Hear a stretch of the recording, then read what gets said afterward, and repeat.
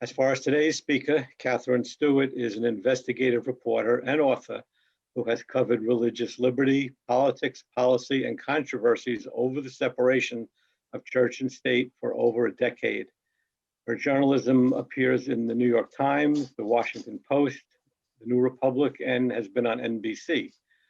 Her books include The Good News Club, The Christian Right's Stealth Assault on America's Children, and her latest book, The Power Worshippers, which is basically the topic of today's talk. Her website is katherinestewart.me. And with that, I give you Katherine Stewart. You have to unmute yourself, Katherine. Thank you so much.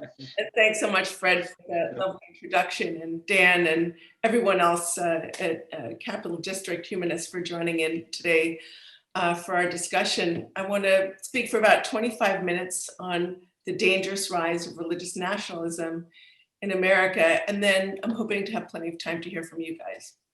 So most of us are by now familiar with the public face of religious nationalism in America. In the Trump era, we came to recognize the power preachers, people like Robert Jeffress and Franklin Graham, or the pious and sometimes very sanctimonious politicians like Mike Pence and Mike Pompeo. And of course, some of us followed the activities of the deep-pocketed funders of the movement, people like Betsy DeVos and her extended clan. But regardless of the consequences of the 2020 national election, behind the scenes remains this vast machinery of a movement that has become a defining feature of our political landscape. Its preferred candidate, Donald Trump, may have been defeated in 2020, but the movement long preceded the former president and will long outlast him. You know, just because Trump was voted out of office doesn't mean the movement has gone away.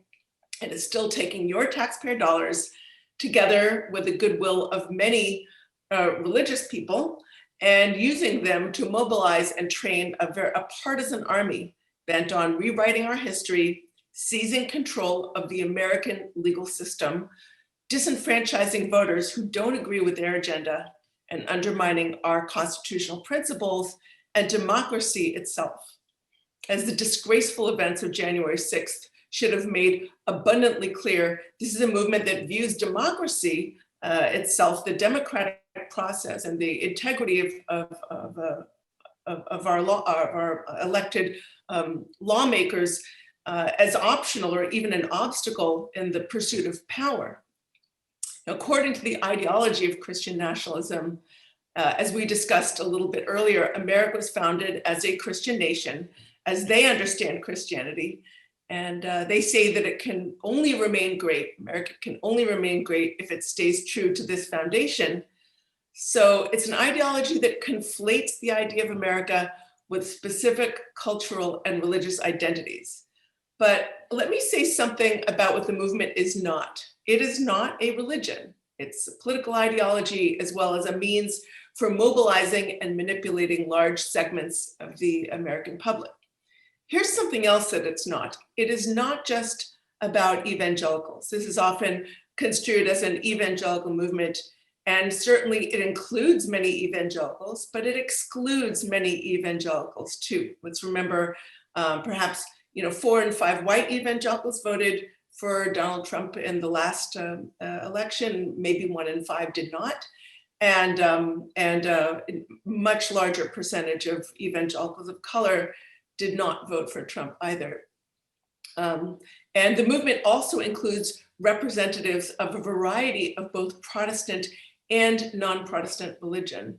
Ultra-conservative Catholics in particular have become a critical element in the movement, and it even derives support from individuals and groups that do not identify as Christian at all. What unites them are not any particular fine points of theology, but more common political vision. Religious nationalism makes use of religion, but it's not just trying to achieve religious, social, or cultural aims. It's trying to achieve political power. And we see this around the world when leaders like Vladimir Putin in Russia or Erdogan in Turkey or Orban in Hungary, when they bind themselves to ultra-conservative religious leaders in their own countries in order to consolidate a more authoritarian form of political power, we rightly recognize that is religious nationalism, and that's what we are seeing happening in many quarters in America today. So there's some aspects of the movement or some ways of framing our analysis that are not sufficiently appreciated, and to which I want to draw attention in this talk. There's a kind of usual background narrative that people take for granted when they start the conversation about Christian nationalism. And it goes like this. They say very rapid social changes in the 1960s and beyond shocked the evangelical population, and they rose up in protest and congealed as a right-wing voting bloc, determined to push back on issues like the legalization of abortion rights and same-sex marriage, and they were sort of preoccupied with those cultural issues. So that's a kind of usual background story. And what I want to tell you today is that it is deeply flawed. It is, I mean, there's enough truth in it to lead us, in fact, very far astray from understanding this movement, where it comes from and where it's going. So today in this talk, I want to convey to you 5 general points about the movement. The first is that the movement was not created as a spontaneous uprising from the heartland. The movement is organized from the top down. This is a leadership-driven movement. It's not driven by the rank and file. Now, the rank and file includes a very wide range of people with very different interests, backgrounds, and ideas. A very substantial number of them do not explicitly support anything like a theocracy. They would frankly be shocked or very unhappy to learn all of the details about what their leaders are proposing. Much of this group votes identity and not just policy. So when they vote for the candidate who promises to say end abortion, right? We all know people who use that issue to determine how they're going to vote. So when they, say, well, I'm going to vote pro-life because, that's, what my pastor tells me to do, or when they promise to defend the traditional family, they aren't explicitly aiming for fundamental changes in the way that the American government is organized. They're really kind of more making a statement about who they are and what they value in themselves. So their identity might be Christian nationalist, but only in a loose way. They're sort of lending support to the movement. But see, this is a leader-driven movement. So for the leaders of the movement, their vision involves a lot more power for themselves and their networks, and for the political leaders that they support. Many look forward to a time when only Christians and their approved versions of the religion are in charge of all major areas of government and society. There's a subsection of the world of Christian nationalism that's very explicit about that. They think they should be dominating the sort of peaks of culture. They're also looking forward to a time when they can rely on government for 2 things: a constant flow of taxpayer money and policies that privilege their religion. So the strength of the movement is in its dense organizational infrastructure, which I describe at length in my book, The Power Worshippers. The machine has many components. There are data operations that you make use of very highly personalized, psychographic, targeted information. There are pastoral initiatives that preach to elected officials what are the supposedly biblically correct stances on public policy issues. And some of them also get sort of conservative leaning and conservative pastors on board with their correct talking points so they can sort of have unity in their messaging. There are legislative initiatives such as Project Blitz, one that I focus on in my book, or Americans United for Life, which is promotes sort of like anti-abortion legislation. What they do is they flood the states with identical or similarly written bills, all intended to chip away at the separation of church and state. Other components of the machinery of the movement include right-wing activist and policy groups, networking organizations that, like the Council for National Policy, and there's this vast sort of messaging sphere, vast and very comprehensive way of getting the messaging that movement leaders agree on and sort of getting it out to the rank and file. The movement's greatest asset, in fact, is in its national infrastructure. So it's not just organizations uniting and coordinating leadership and a sort of burgeoning far-right media, but also in large part, the nation's conservative houses of worship. The churches and other houses of worship may be fragmented in a variety of denominations and theologies, but the leadership has had considerable success in uniting them around their political vision. They know very well that religious leaders and pastors drive votes. You know, people trust their pastors and their religious figures of religious authority, and they you know, when those folks tell them, you know, this is how you need to direct their vote according to this issue or that issue, they tend to listen. So through these religious leaders, the faithful can be persuaded to cast their ballots for the movement's preferred political candidates, or they can join the army of volunteer activists who will canvass other voters, run for minor political office, and do whatever it takes to, as they say, save the country from the humanists and the homosexual agenda and take it back for God. So the second point I'd like to make is that the movement is politically driven. This social and cultural stuff that we're always hearing about is really a consequence of that and not the other way around. And in fact, the politics has not really changed to match the religion, but rather the religion and theology has changed to match the politics. I want to give you a really good example of this. Let's look at the abortion issue. Most people walk around with the idea that the religious right was created with the legalization of abortion, but it's in fact exactly the opposite. The abortion issue was created as the issue it is today to unite and ignite the new movement. So let's dig into that for a moment. When Roe versus Wade was passed, most Republican Protestants supported liberalization of abortion law. An editorial and wire service run by the Southern Baptist Convention hailed the decision in 1973. The SBC actually passed resolutions in 1971 and 1974 supporting abortion law liberalization. But at that time, there was a group of activists, they called themselves the New Right. They included people like Paul Weyrich, Richard Viguerie, Howard Phillips, Phyllis Schlafly, and they felt the Republican Party had become too liberal, too soft on communism. They were upset by a number of developments in American culture. Among them, prime among them was the Internal Revenue Service was starting to look at racially segregated schools, many of which were affiliated and had been started by conservative preachers.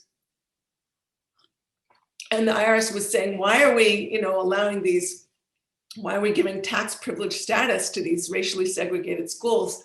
And people like Bob Jones was very upset about this and sort of got together with members of the New Right. And they were really upset about the implications of this. There were some other issues that really concerned them, like the women's rights movement. But what really animated them, what really got them up in the morning was the concern that the IRS might revoke the tax privileges of racially segregated schools. So they were looking for an issue to unite their movement. They sort of went down a laundry list of ideas. They were working with some ultra-conservative leaders, including George Weigel and Richard John Newhouse. And they kind of wanted to ignite a hyper-conservative counter-revolution. And they saw in the abortion issue the potential to unite various strands of their movement. So it was really only over time that those pro-choice voices were purged from the Republican Party. Phyllis Schlafly has written an extraordinary book about that process. It took a lot of effort because most Republican Protestants supported some form of abortion law liberalization at the time. But over time, they were successful in purging those pro-choice voices from the Republican Party and this sort of pro-life religion that we see today. It's a modern creation, and it was created for political purposes. And I want to give a shout out here to Randall Balmer, who has done extraordinary work exposing that process. So today we're seeing a continuation of the culture wars weaponized for political purposes. Republicans are out there, unfortunately, trying to cancel votes and overturn elections and obliterate key parts of our rights. But they're, instead of focusing on that, they're really trying to get people all worked up about new fronts in the culture wars as a means of distraction and manipulation. So when it comes to the right's obsessions, current obsessions, for instance, with certain types of racism education, for example, the important thing to keep in mind is the bigger picture and how the right is actually weaponizing these issues in order to unite their allies, in order to energize their activist base, and above all, their appeal to racism and racial and class anxieties and resentments in order to divide their political opposition and bring people over to their cause. The right is incredibly strategic, and we need to sort of remember that when, instead of getting bogged down sometimes in these disputes. A third general point I'd like to make about Christian nationalism is it is tied to the rise of extreme economic inequality. I could sort of go into the history, but I think in the interest of keeping this talk to a reasonable time, I'll sort of skip over that for now. If anybody has any questions, I can talk about how some of the mid-century theologians allied with big moneyed interests to sort of promote a theology that said, God is a free marketeer, et cetera. But, many Christian nationalist leaders of today, people like Ralph Drollinger, David Barton, John MacArthur, and Robert Jeffress, all of whom I cover at length in my book, The Power Worshippers, they give sermons or publish works on what they call biblical economics, which promote policies that end up serving the interests of the movement's far-right big funders, who are as committed to sort of lack of regulation for businesses, minimal taxation for the very rich. And these policies further entrench inequalities.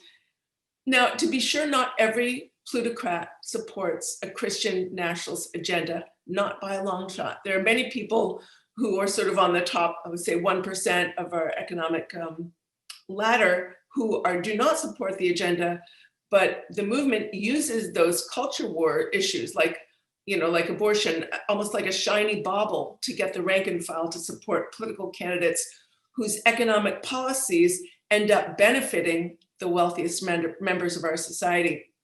Look, you don't have to be a Democrat to be concerned about the destabilizing consequences of these inequalities or the pain that they produce or the destabilization they produce in American families. According to the economic and sociological data, we've really entered a new Gilded Age, and the level of inequality we're presently facing itself gives rise to conspiratorial thinking and irrationalism on the part of the disempowered, whose lives are made so much more difficult they can't figure out why. And that rise in irrationalism and conspiracy is not very healthy if you want a secure and prosperous country and a stable democracy. So our fourth point I want to make is that this movement has always been profoundly anti-democratic, pro-authoritarian at all levels. And I think it's naive to represent it as just another set of voices in the public square. These aren't folks who just kind of want a seat at the table in a noisy form of American democracy. They're deeply hostile to the very idea of democracy. The leadership is very hostile to the idea. We saw this in their slavish support for Donald Trump, who appears to prefer authoritarian governments to our own and has nothing but contempt for the democratic process and no concern for the common good, in my view. We see this in the movement's influence in the disgraceful assault on our nation's capital. But we see it in other ways as well, such as their commitment to minority rule through voter suppression and gerrymandering, and through their ongoing promotion of the big lie of a stolen election.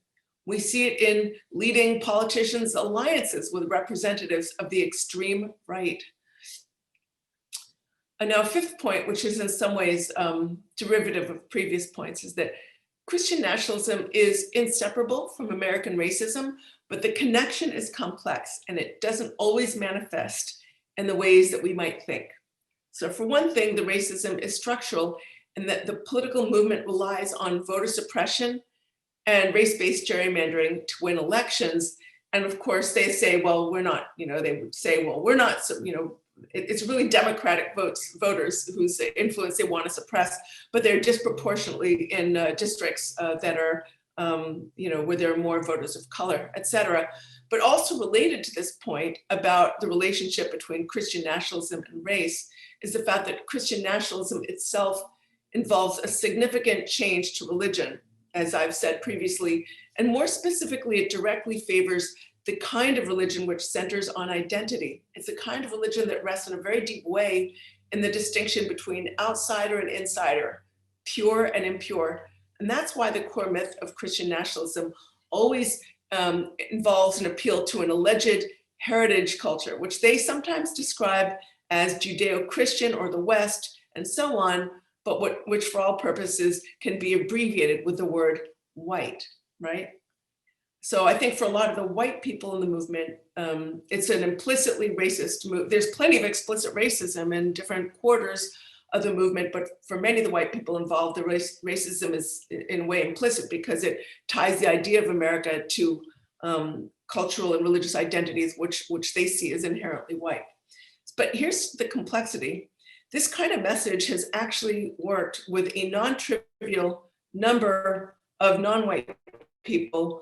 Among Latino voters in particular, Trump and the Republicans' improvement from 2016 to 2020 is in large part attributable to efforts that leadership have made to reach out to conservative-leaning pastors of color.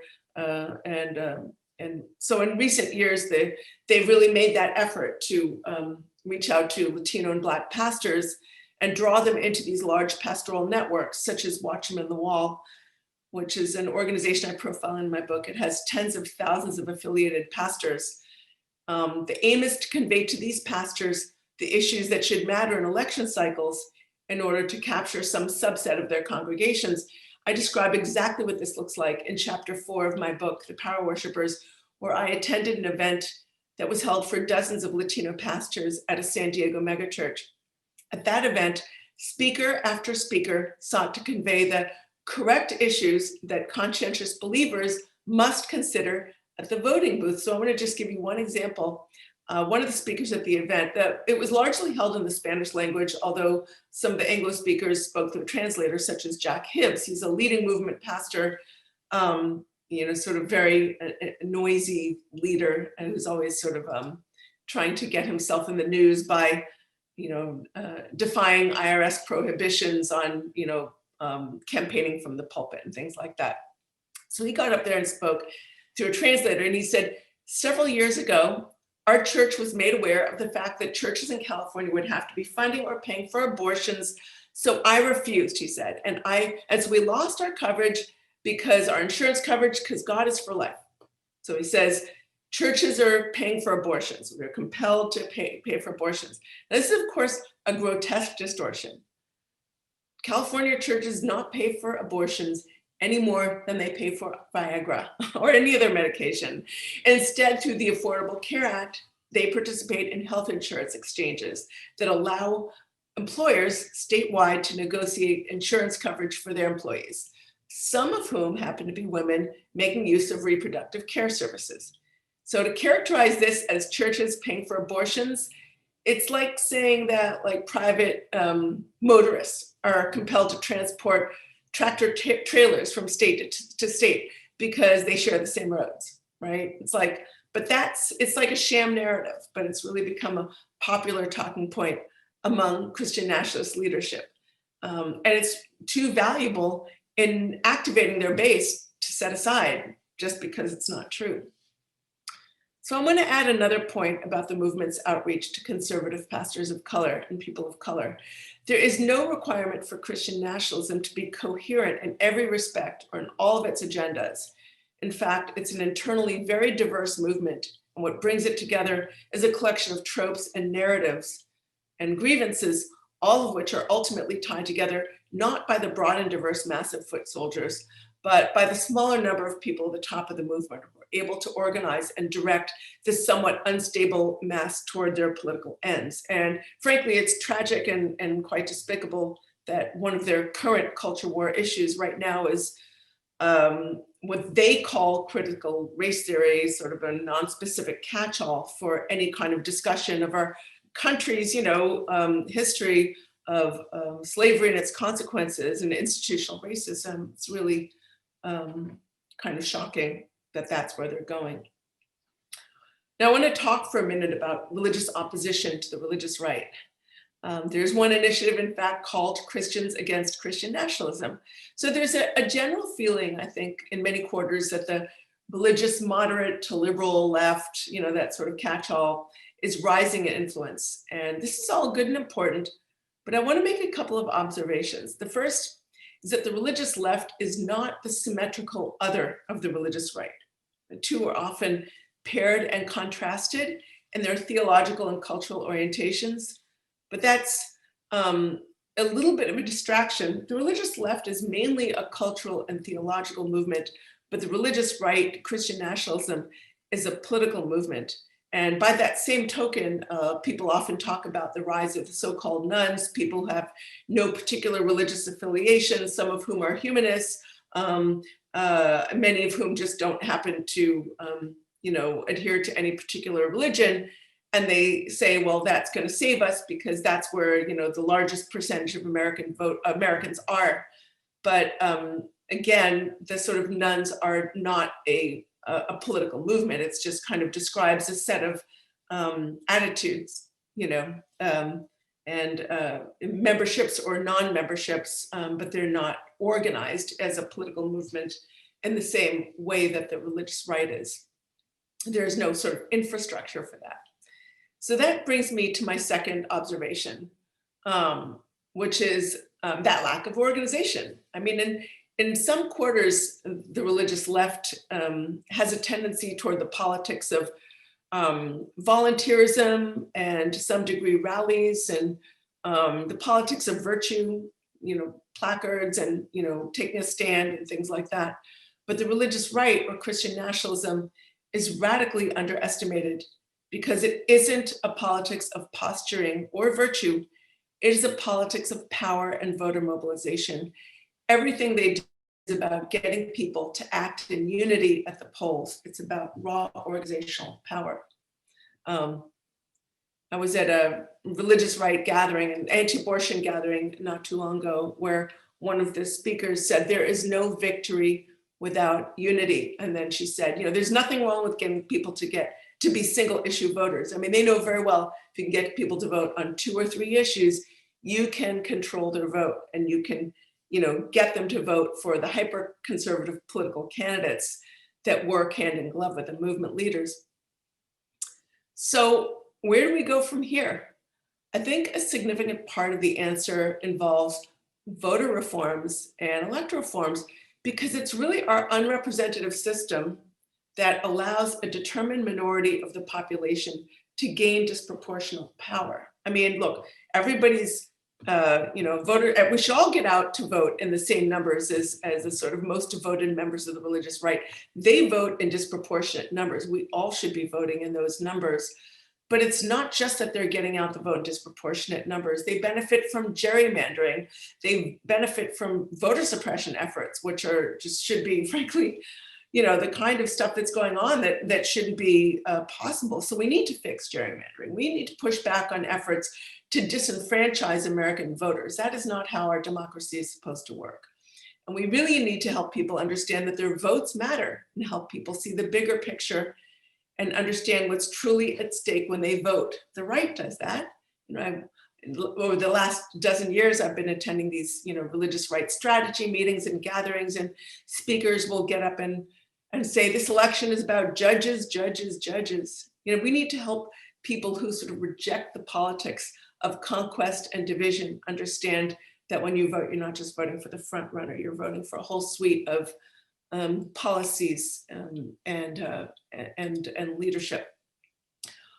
We also need to remember that as one, again, there's no victory without unity. None of us are going to get everything that we want, but if we can practice the art of compromise and learn to work together, we can achieve a lot. And finally, the separation of church and state really has to be a central part of any response. But here I want to stress that the part of separation that matters most is not necessarily symbolic. So often when we think of church-state separation issues, we're thinking about the symbolic stuff like crosses on public land and prayers in public meetings and that sort of thing.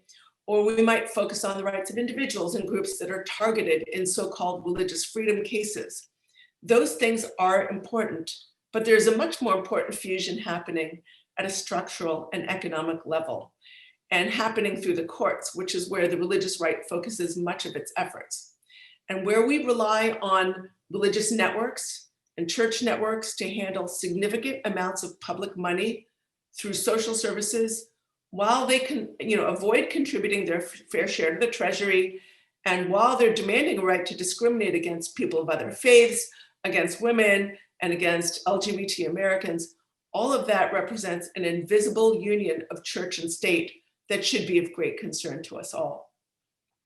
We have to remember that if we want to guard against demagogues and theocrats who wish to redeem America, we don't need a new theory of American democracy. We really just need to recover and restore the vision of a nation dedicated to the proposition that all men and women are created equal.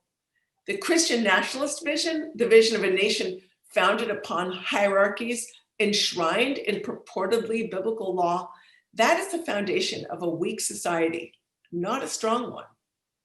So much of the work we need to do to address these challenges, it's not glamorous, it's often technical and often tedious. It's sustained investment in organizing, and it's about strategy. It's interesting, one of the gatherings I attended, longtime religious right activist Ralph Reed said, "Pay no attention to the polls, our numbers are shrinking. All that matters is who turns out on election day." And he's right about that. We need to ensure fair and free elections and then really get people out on those days. So the steps toward, and then hold public officials that we put into office accountable for honoring their, their promises. So we need to understand our political opponents. We need to understand our own weaknesses, organize with our allies, and promote unity within coalitions.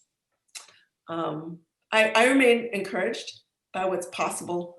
I think Americans of all religions and to some degree political persuasions are coming to terms with this threat that this movement actually represents to our democracy and are organizing to meet the challenge. Our nation has faced terrible crises in the past, and it's withstood them long enough to bring us to this current level, to this present moment. Religious nationalists may be using the tools of democratic political culture to destroy democracy, but I continue to believe those same resources can be used to restore it. So thank you so much for listening, and I really look forward to hearing from all of you. Katherine, thank you very much. Very interesting presentation. I want to appreciate you taking time.